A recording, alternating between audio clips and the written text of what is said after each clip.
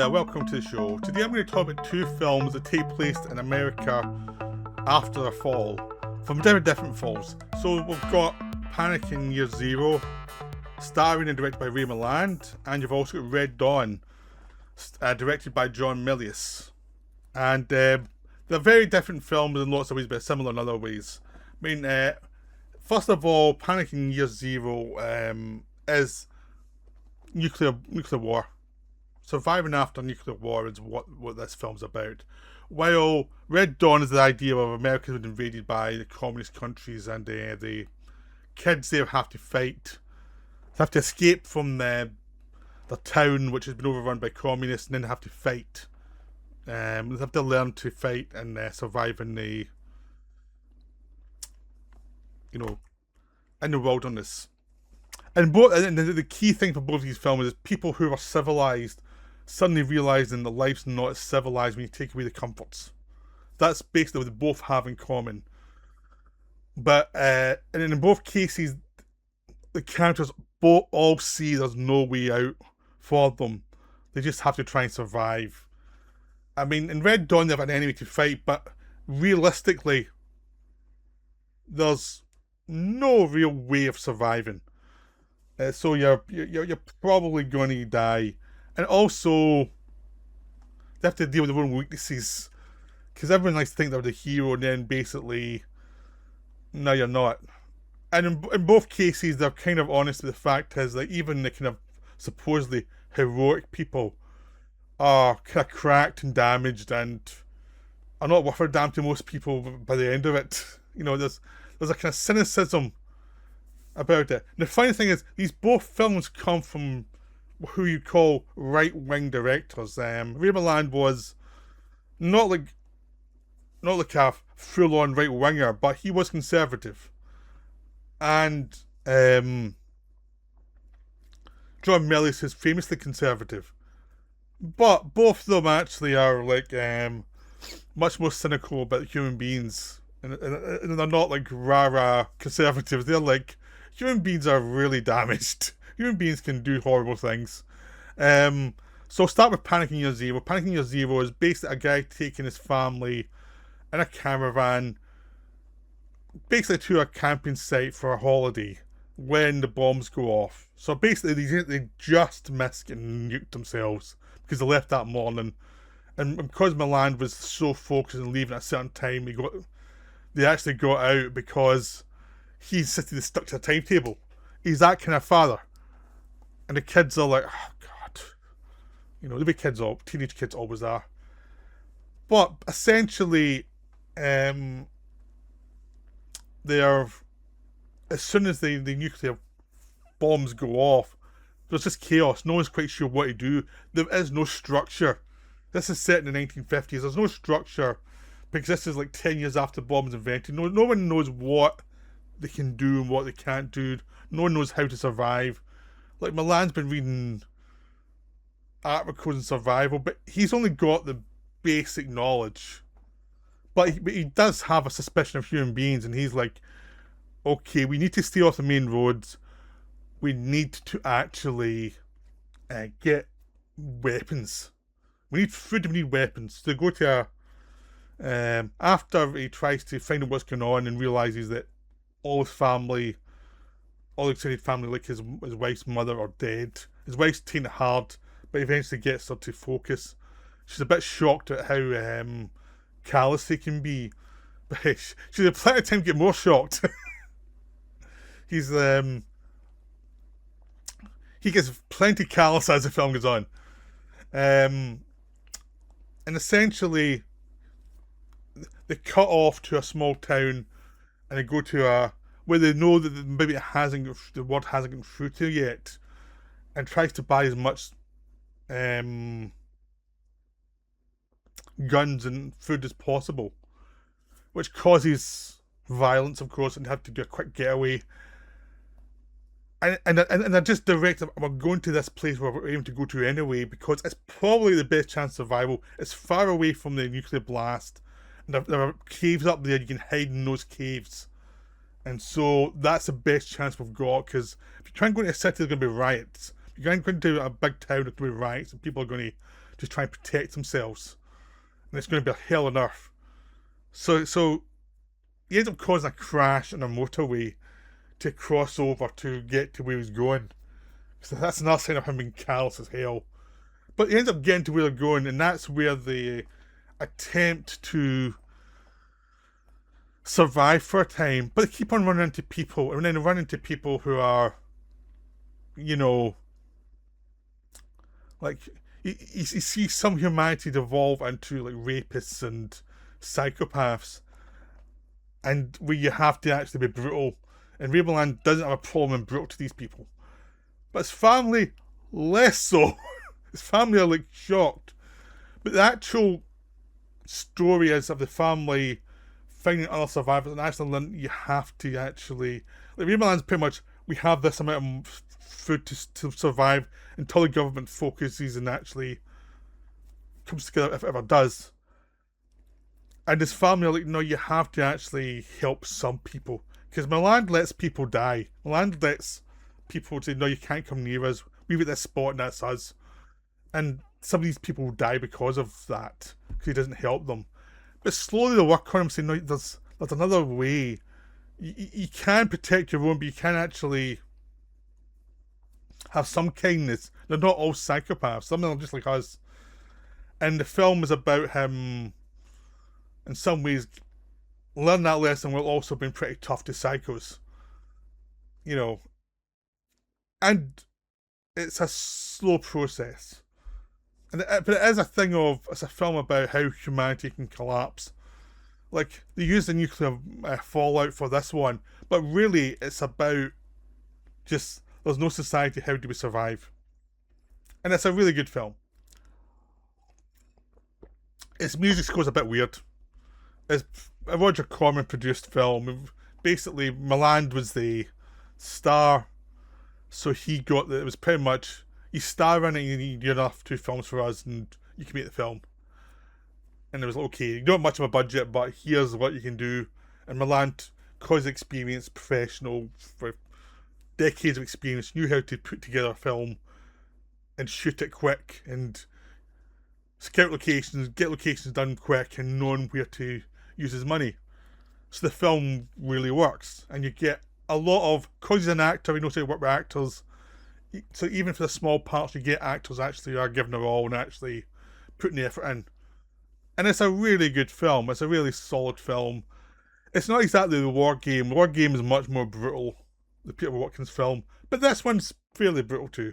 But it's much more, it's less about the fallout, more about what people are like. So now we go to Red Dawn. Red Dawn is, it's not a nuclear war, but it is the Russians invading. And from Cuba, and it's basically the right-wing paranoid fantasy of what would happen to America if Cuba's used a launching pad for an invasion of America by the Russians. So basically, the country is cut in half. The East Coast is overtaken by the Russians. The West Coast is not. Yeah, I think that's what it is. And these people are stuck in the middle. It's like they're pretty much on the line of like if the battle had gone just if the kind of invasion had just thrown a little bit less short, a little more short, basically, they would have been fine. But they're unlucky, and essentially it's like it's a community with lots of guns and lots of people who don't trust the government in the first place. So you could read this as a kind of as it is for some survivalists, a survivalist fantasy. Look what we would do if someone invaded us, and look, we've got our guns and we'll do all this. That's the way it starts. That's not where it goes though. Where it goes is, this is horrible. This will destroy you. This will just hollow you out as a person. Like, you actually need government, you need community. Like, no matter how much you want to rebel, it's kind of that's almost like an indulgence you've got as part of a community in America or in any civilized country, where you can complain about government, can say, I'm not get my gun. But that's your luxury in a society that has protections for you. When those protections are gone, you may think you're a hard ass, but you're not. You're really not. And it's these kids who realize early on that they managed to do the escape. They rush to attack the school. The teacher gets killed. They manage to get out in a van in a um, basically a little truck thing, and they manage to escape. They run into a few people who give them supplies, and then they take to the mountains. They have a few people going to help them early on, and they end up getting two young women who are the grandchildren of Ben Johnson, and he basically says take them away as well because they'd already been raped. One of them's already been raped by one of the Russians, so he's like, this is no place for them. This is like hell on earth here, and most of the country, and most of this town have surrendered.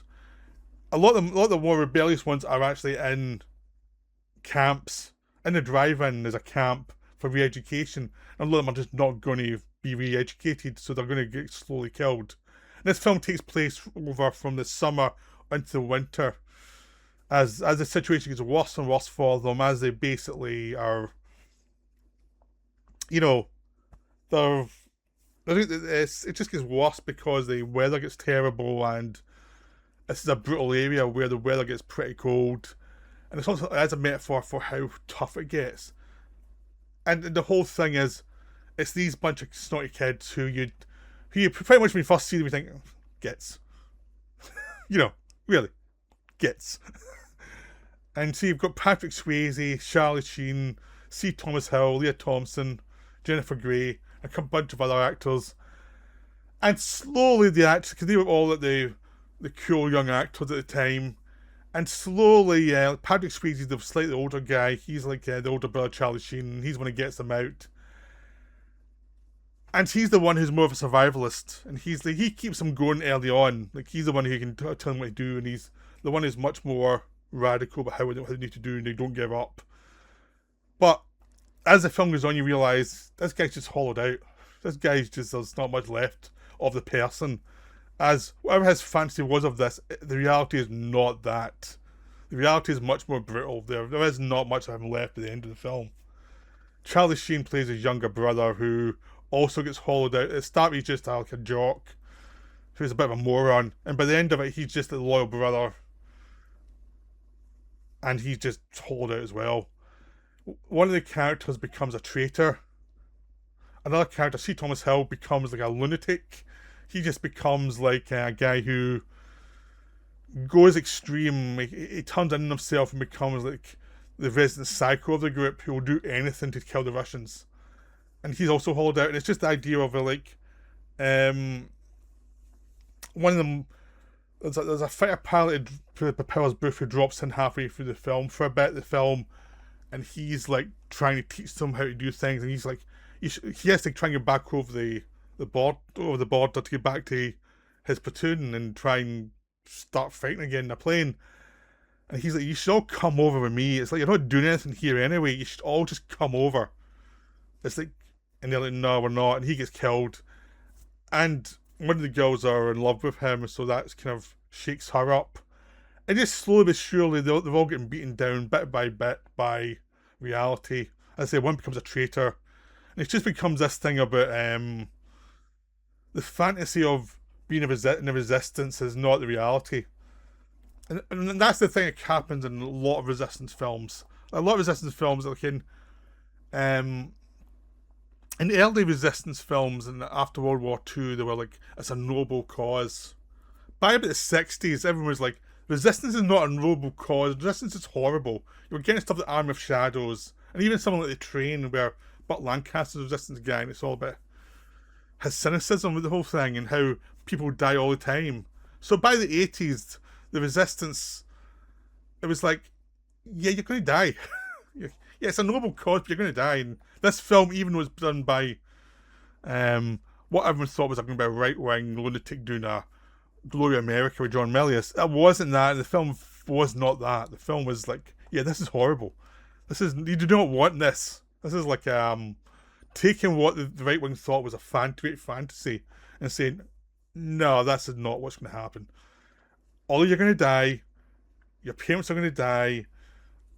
even the people on the other side aren't all the monsters that you thought they were. Some of them are just people doing a job. You know, some of them are psychos. It's like it's a much more interesting take on it. It is flawed. It's too long or too short. It's one or the other. Basically, it feels like it's not the kind of cut down version. It's the tight version of 90 95 minutes, but it's almost like 2 hours, and it feels like it could have been 20 minutes just to expand it a little more, or cut it down to like 90 minutes. It's like it feels in the midland of it's not quite either, but it's still really enjoyable. There's a lot there. There's a lot of interesting things. And it doesn't escape the cheese because you've got a bunch of 80s actors and who can be cheesy. But it doesn't escape that, but it's still, the good stuff comes through. Just the whole idea of how horrible the situation has come through. And both these films are on budgets. Like, Ravenland's got a very low budget, so there is some cheese involved there too.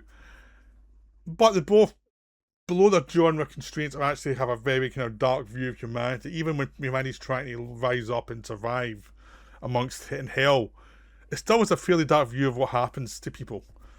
So that's why I'd recommend both of them. But that's why they're both interesting. So I hope you enjoyed this video. I hope you're going to watch both these films. That's me for now. Bye.